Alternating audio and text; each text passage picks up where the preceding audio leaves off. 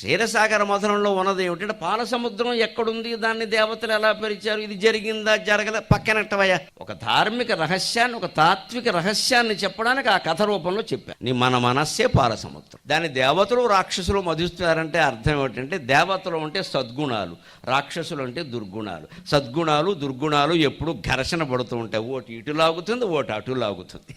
దానం చేద్దామని మనస్సులో ఒక పక్క అనిపిస్తుంది, వెంటనే పక్కన ఇంకోళ్ళు అండమో లేదా మనకే అనిపించడం ఏం జరుగుతుంటే, అలా అందరికీ ఇచ్చేసే ఇలా అయిపోయాం అంటారు ఎవరో పక్కనే సణుగుడు. అప్పుడు అంటే వెనక్కి లాగారు. అంటే ఏమైంది, దేవతలు రాక్షసులు మథనం అంటే ఇదేనండి. మన మనసులో సద్గుణాలు దుర్గుణాలు మథనం చేస్తూ ఉంటే ఓటు అట్లాగితే ఓటు ఇట్లు లాగుతుంది.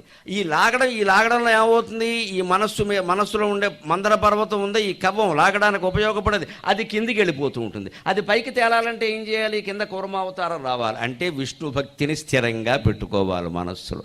భగవద్భక్తి కింద ఉంటే అది పైకి తేలుతుంది.